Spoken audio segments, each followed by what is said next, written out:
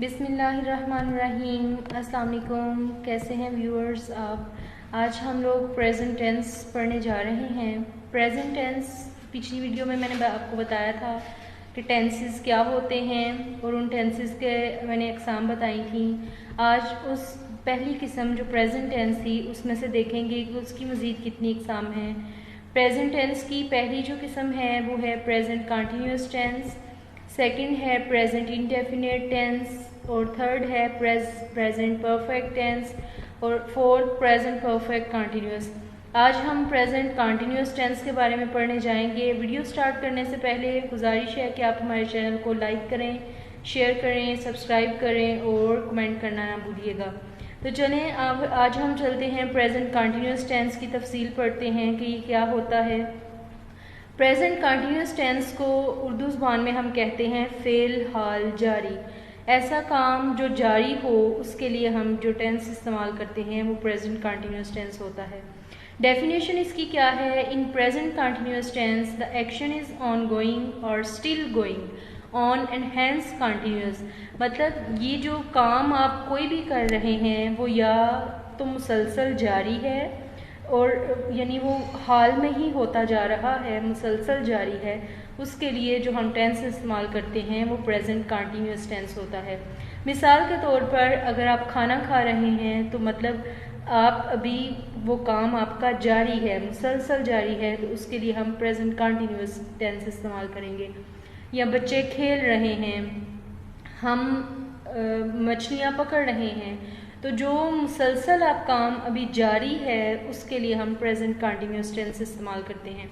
इस टेंस में हम 4 से 5 बातें जो हैं वो पढ़ेंगे। पहला हम अफर्मेटिव सेंटेंस पढ़ेंगे कि वो कौन से होते हैं। उसके बाद नेगेटिव सेंटेंस पढ़ेंगे, इंट्रोगेटिव सेंटेंस पढ़ेंगे। नेगेटिव इंट्रोगेटिव सेंटेंस क्या होते हैं और यूज़ ऑफ WH वर्ड्स वो कैसे इसमें टेंस में यूज़ होते हैं और उसका क्या फार्मूला है। आप इसको अच्छे तरीके से समझ पाएंगे और इस तरह आपकी लर्निंग में भी बहुत इजाफा होगा। चलें जी हम चलते हैं अब अफर्मेटिव सेंटेंस की तरफ। उससे पहले मैं आपको बता दूं कि इस प्रेजेंट कंटिन्यूस टेंस की उर्दू में पहचान क्या होती है।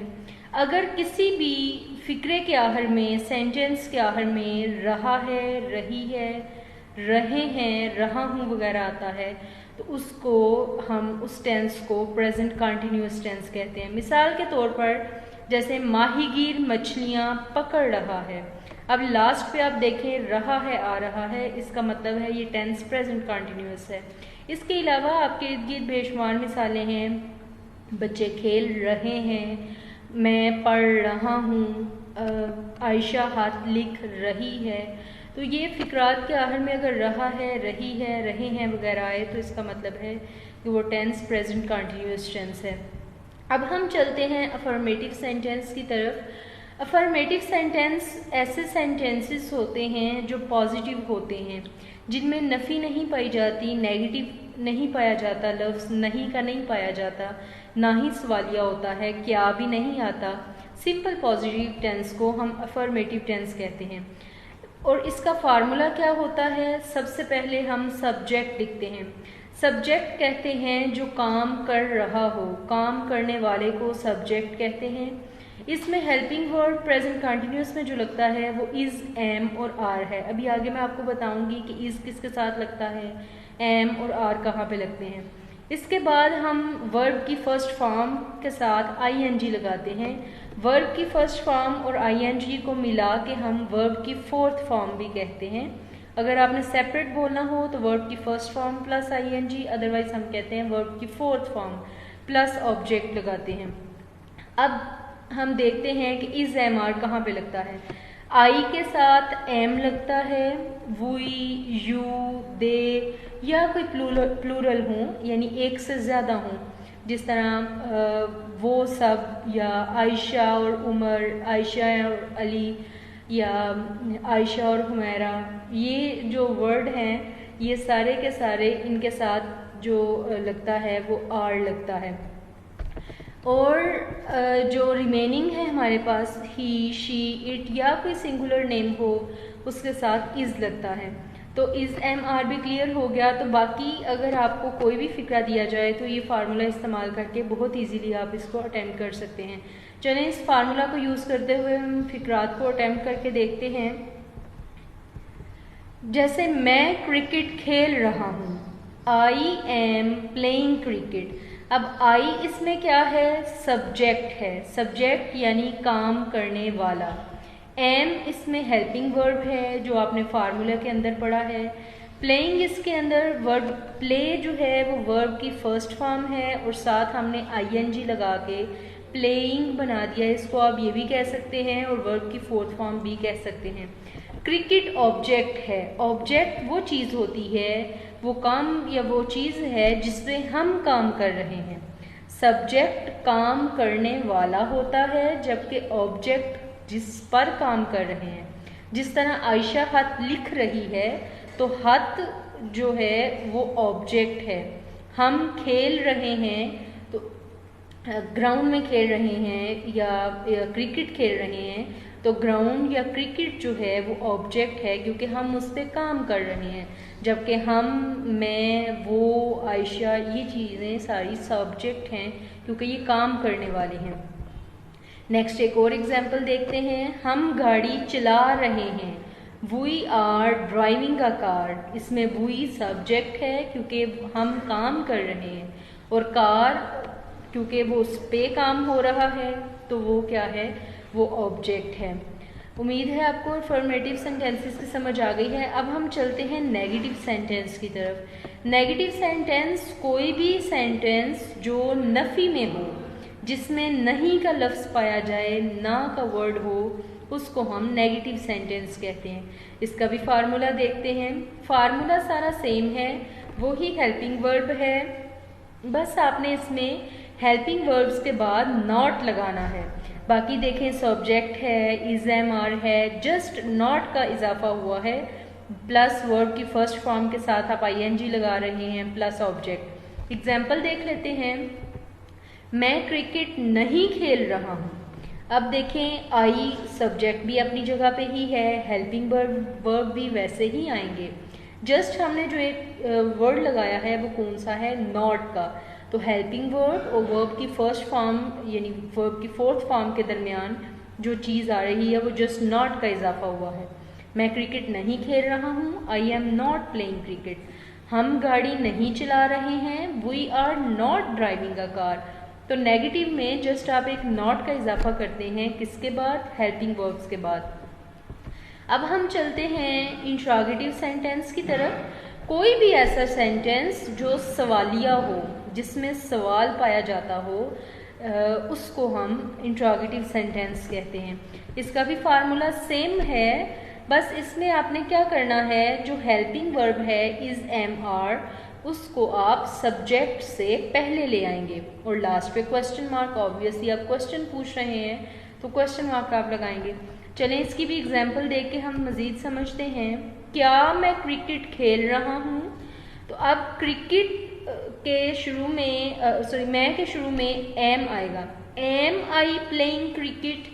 तो अब देखें ज़रा फार्मूले के अकॉर्डिंग, इज एम आर में से हम हेल्पिंग वर्ब आई के साथ एम लगेगा, वो आ गया, सब्जेक्ट आई वो आ गया, वर्ब की फोर्थ फॉर्म यानी first form plus ING playing वो आ गया, और ऑब्जेक्ट क्या है, क्रिकेट प्लस क्वेश्चन मार्क। तो अगर आपके जहन में फार्मूलाज होंगे तो आप बहुत इजीली ये सेंटेंस जो है अटेम्प्ट कर पाएंगे। इसी तरह क्या हम गाड़ी चला रहे हैं, are we driving a car.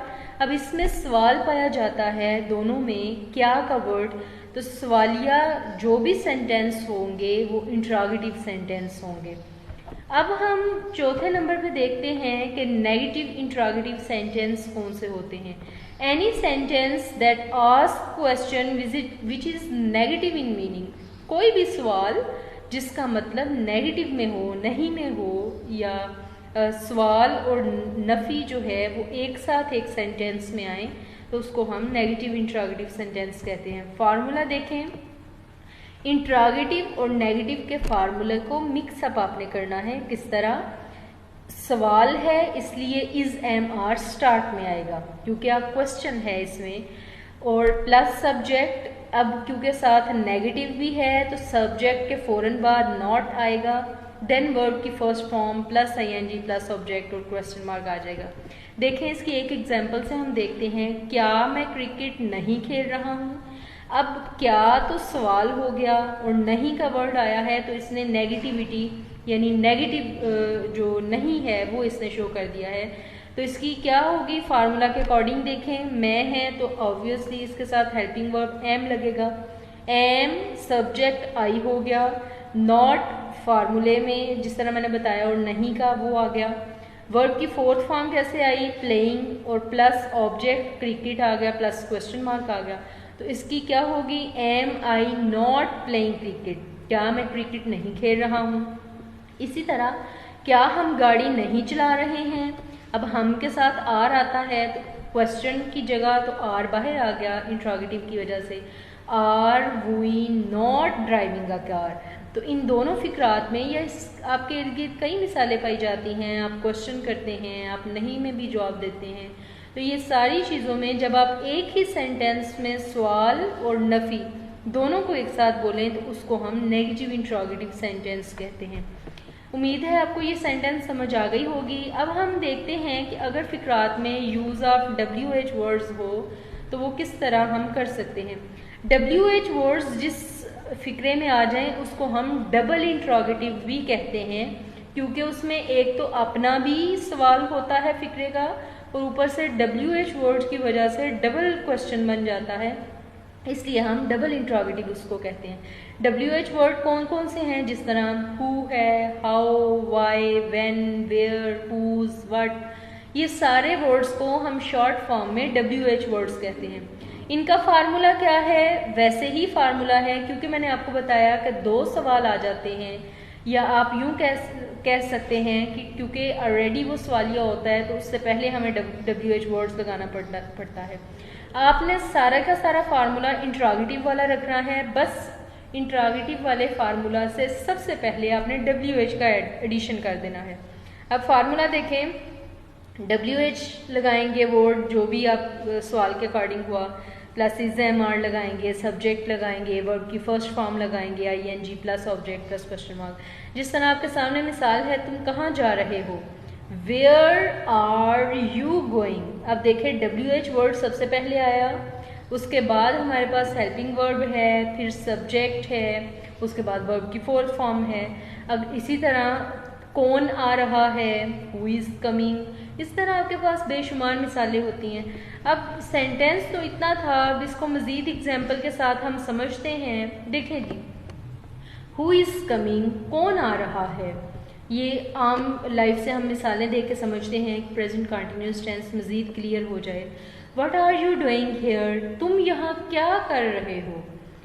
Y are you wasting your time, तुम अपना वक्त क्यों ज़ाया कर रहे हो। अब इसमें फिक्रात में डबल क्वेश्चन आ रहा है, WH वर्ड का भी और इंट्रोगेटिव भी है, लिहाजा हम इसको डबल इंट्रोगेटिव भी बोलेंगे।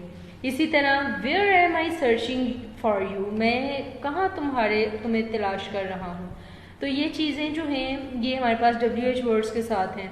People are going to Changa Manga for picnic, लोग पिकनिक के लिए छांगामांगा जा रहे हैं। अब देखें फिक्रे के आखिर में रहा है, रही है, रहे हैं आ रहा है, तो डेफिनेटली प्रेजेंट कंटिन्यूअस टेंस है। The beggar is counting coins, जो फकीर है वो सिक्के गिन रहा है। The government is opening new schools, हुकूमत या गवर्नमेंट जो है वो नए स्कूल खोल रही है। Rickshaw is not coming this way, rickshaw इस तरफ नहीं आ रहा है। He is not working honestly, वो दयानतदारी से काम नहीं कर रहा है। आप इन सारे फिक्रात में गौर करें, मुसलसल काम जारी होने की तरफ इशारा कर रहा है, रही है, रहे हैं, ये सारे मुसलसल जो फिक्रात आ रहे हैं उसके लास्ट पे आ रहा है। ये किस बात को शो कर रहा है कि ये टेंस प्रेजेंट कंटिन्यूअस टेंस है। इसी तरह इज़ द बेबी स्लीपिंग, क्या बच्चा सो रहा है, और are you not going to school, क्या तुम स्कूल नहीं जा रहे हो। तो ये सारे फिक्रात उम्मीद है आपको बहुत अच्छे से समझ आ गए होंगे और आपका ये टेंस भी क्लियर हो गया होगा। मज़ीद क्वेश्चन के लिए आप कमेंट बॉक्स में कमेंट कर सकते हैं, क्वेश्चन पूछ सकते हैं। हमारे चैनल को सब्सक्राइब लाजमी करें ताकि नेक्स्ट जो आने वाले टेंस हैं वो आप तक पहुंच सकें। Thank you very much.